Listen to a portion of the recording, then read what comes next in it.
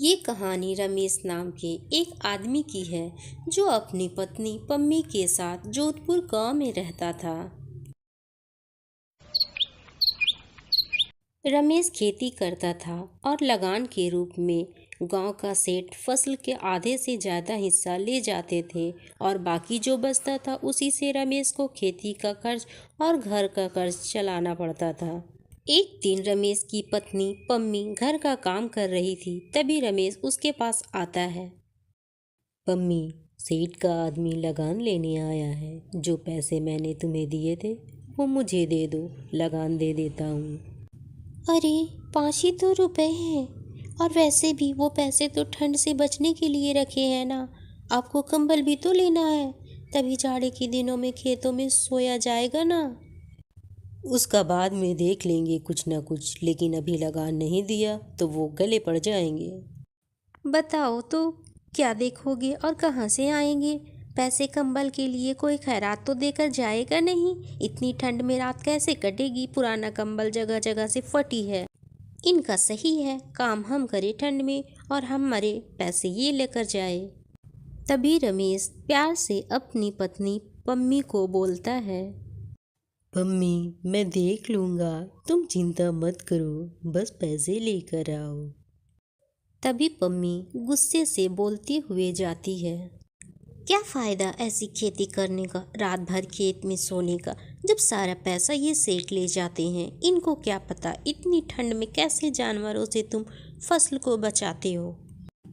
ऐसा बोलते हुए पम्मी जो पैसे कंबल के लिए रखे होते हैं उसे लेकर आती है और रमेश को देती है। रमेश उन पैसों को लेकर बाहर सेठ के आदमियों को दे आता है और सेठ के आदमियों से अपनी जान छुड़ाता है। कड़ाके की ठंड होने लगती है और रमेश के पास सोने के लिए अभी भी वो फटा हुआ पुराना कंबल ही था। रमेश वही पुराना फटा पतला कंबल ओढ़कर खेत में सो जाता है, लेकिन उसे नींद ही नहीं आती है क्योंकि ठंड इतना ज़्यादा था कि उस कंबल से भी उसे ठंड लग रही थी। वह बहुत कोशिश कर रहा था कि उसे नींद आ जाए, लेकिन ठंड की वजह से उसे नींद नहीं आती और वह उठकर बैठ जाता है तो सामने देखता है कि पेड़ से सूखे पत्ते झड़ रहे हैं। रमेश उन पत्तों को इकट्ठा करने लगता है ताकि उससे आग जला सके। उन पत्तों को इकट्ठा करके वह उससे आग जला लेता है और बैठकर सेकने लगता है। उसे बहुत आराम मिलता है और वो वहीं सो जाता है। आग की गर्मी से रमेश को इतना अच्छा लगता है कि वह गहरी नींद में सो जाता है और उसे खेत की भी फिक्र नहीं होती।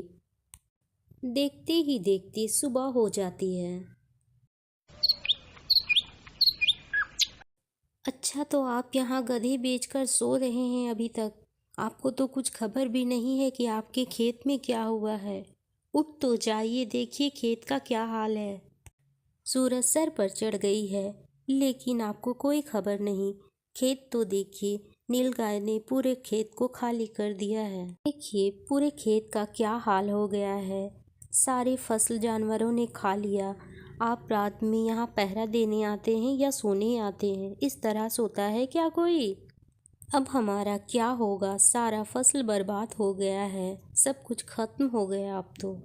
रमेश की पत्नी पम्मी इतना सब कुछ कह रही थी, लेकिन रमेश को इस बात का जरा भी अफसोस नहीं था, बल्कि वह बहुत खुश था। अच्छी ही बात है कि जानवरों ने सारी फसल को खा लिया। कम से कम अब मैं आराम से सो तो सकूंगा घर पर। लोकप्रिय हिंदी कहानियाँ देखने के लिए चैनल को सब्सक्राइब कर ले और बेल आइकन को भी दबा ले, ताकि मैं जो भी कहानी बनाऊँ वो आसानी से आप तक पहुँच सके।